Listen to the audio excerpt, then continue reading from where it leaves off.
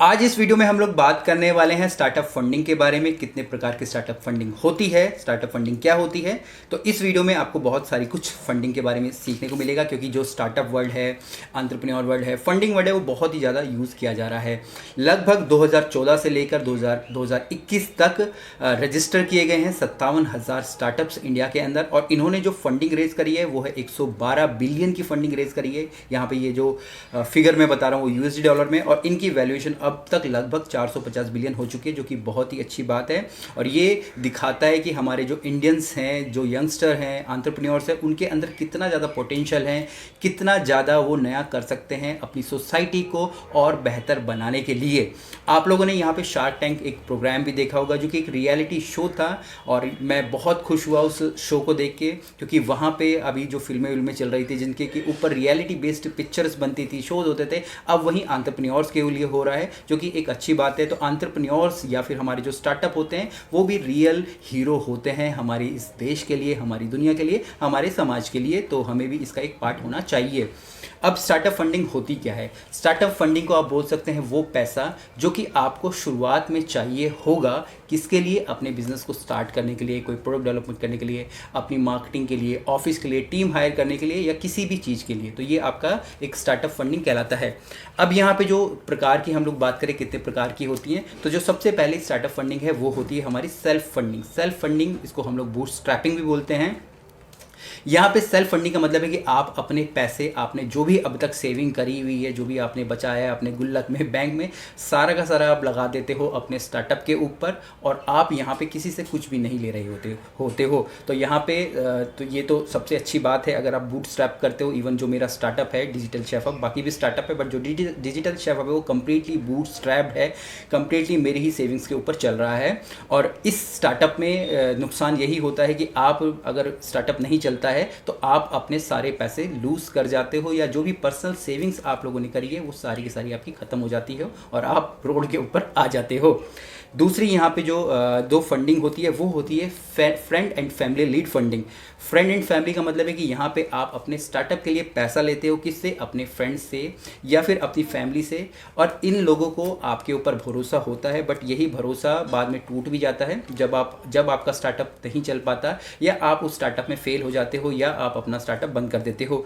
यहाँ पे आप पैसे के बदले में अपने फैमिली मेम्बर्स को या फिर अपने फ्रेंड्स को कुछ इक्विटी दे सकते हैं, या फिर वो आप उनसे लोन भी ले सकते हैं।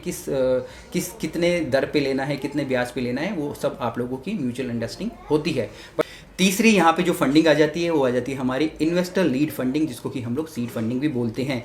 ये जो की जाती है फंडिंग वो हमारे एंजल इन्वेस्टर्स के द्वारा की जाती है। स्पेशली जो सीड फंडिंग होती है वो एंजल इन्वेस्टर्स के द्वारा की जाती है। यहाँ पे जो एंजल्स होते हैं, रियल रिस्क टेकर होते हैं, ये इंडिविजुअल्स होते हैं जो कि आपके आइडियाज़ के ऊपर पैसा लगाते हैं। साथ साथ इनका जो नेटवर्थ होता है और नेटवर्क होता है, जी हाँ, नेटवर्थ और नेटवर्क दोनों ही बहुत ही बड़ा होता है। इनके बहुत सारे कनेक्शंस होते हैं, इनके पास पैसा होता है, और इनको आपके आइडिया अच्छा लगता है तो ये आपके आइडिया पे पैसे इन्वेस्ट करते हैं, साथ साथ आपको सपोर्ट भी देते हैं, जैसे कि शार्क टैंक में आप लोगों ने देखा।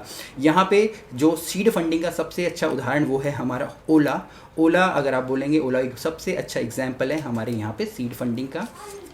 इसके बाद जो नेक्स्ट फंडिंग आती है वो आती है हमारी वेंचर कैपिटल फंडिंग। अब जैसे कि पुराने वाले में अगर आपने देखा जो इन्वेस्टर लीड फंडिंग थी या सीड फंडिंग थी, वहाँ पे इंडिविजुअल लोग होते थे। यहाँ पे ये पूरा नेटवर्क होता है, ग्रुप्स होते हैं जो कि काम करते हैं स्केलेबिलिटी के ऊपर। जहाँ भी उनको एक हाई पोटेंशियल दिखाई देता है, मतलब जहाँ पे भी उनको लगता है कि ये बहुत बड़ा मार्केट हो सकता है, ठीक है, वहाँ पे वो लोग इन्वेस्ट करते हैं और वहाँ पे वो इक्विटी ले लेते हैं, साथ साथ वो कंट्रोल भी ले लेते हैं। मैं पहले वाले में जो सीड फंडिंग वाले में एंजल इन्वेस्टर में ये बताना भूल गया था कि वो जब आपको वहाँ पे सपोर्ट करते हैं, आपको पैसा देते हैं, आपको नेटवर्क और नेटवर्थ दोनों चीज़ देते हैं, तो वहाँ पे वो कुछ इक्विटी लेते हैं, ठीक है, आपको पैसा मिल जाएगा और वो कुछ इक्विटी आपसे ले लेंगे। बट यहाँ पे जो वेंचर होते हैं वो आपसे कंट्रोल भी लेने की कोशिश करते हैं, साथ साथ आपसे इक्विटी भी लेने की कोशिश करते हैं। बट ये मेनली काम करते हैं स्केलेबिलिटी पे। उनको वो बिजनेस में ज़्यादा इंटरेस्ट होता है जो कि स्केलेबल हो सकते हैं, जैसे हमारा जोमेटो हो गया या फिर बेजूस हो गया। इसके बाद जो नेक्स्ट फंडिंग होती है उसको कि हम लोग डेप्थ फंडिंग बोलते हैं या फिर वेंचर डेप्थ बोलते हैं। ये एक प्रकार का लोन होता है और ये लोन सिर्फ उन्हीं कंपनीज को दिया जाता है जो कि ऑलरेडी जिन्होंने की वेंचर कैपिटल ली होती है, ठीक है। और यहाँ पे ये किसी प्रकार की इक्विटी नहीं देते हैं, यहाँ पे ये जो लोन लिया जाता है उसका इंटरेस्ट पे करते हैं बाकायदा। और तो ये एक तरीके से देखा जाए तो ज़्यादा सुरक्षित हो जाता है इक्विटी देने से। तो इस तरीके से भी मार्केट में फंडिंग रेज होती है। इसके बाद जो छठा तरीका है वो है हमारा बैंक लोन। आप कॉमर्शियल बैंक से भी लोन ले सकते हैं, बट डिपेंड करता है कि वो पूरे के पूरे जो पेपर्स वगैरह हैं पूरे चेक करते हैं, वो आपकी एबिलिटी चेक करते हैं, जो भी उन्होंने क्राइटेरिया सेट करे हैं कि भाई आप वापस बाद में जो लोन पे कर पाओगे कि नहीं कर पाओगे। ये तो नहीं कि आप लोन लेके चले ही जाओगे और फिर आप गायब भी हो जाओगे। तो ये सारी की सारी चीज़ें जो कॉमर्शियल बैंक होते हैं वो चेक करता है। अब यहाँ पे सातवां यहाँ पे जो आता है वो है हमारा क्राउड फंडिंग है। कई सारे प्लेटफॉर्म है जहाँ पे कि आप लोग अपने आइडियाज़ रखते हो और क्राउड में मतलब कि कोई भी वहाँ पे आप लोगों को फंडिंग करता है। यहाँ पे वही लोग आपको फंडिंग करते हैं क्योंकि उनको आप तो जानते नहीं, जिनको कि आपके आइडिया के ऊपर बिलीव होता है। यहाँ से आप आसानी से पैसे भी रेस कर सकते हो। यहाँ पे पैसे तो रेस हो सकते हैं, साथ साथ आपके प्रोडक्ट की एडवर्टाइजमेंट भी हो जाती है। यहाँ पे एक सबसे अच्छा एग्जाम्पल कीटो है और विजबरी है, जिन्होंने कि क्राउड फंडिंग के द्वारा अपना फंडिंग रेस करी थी।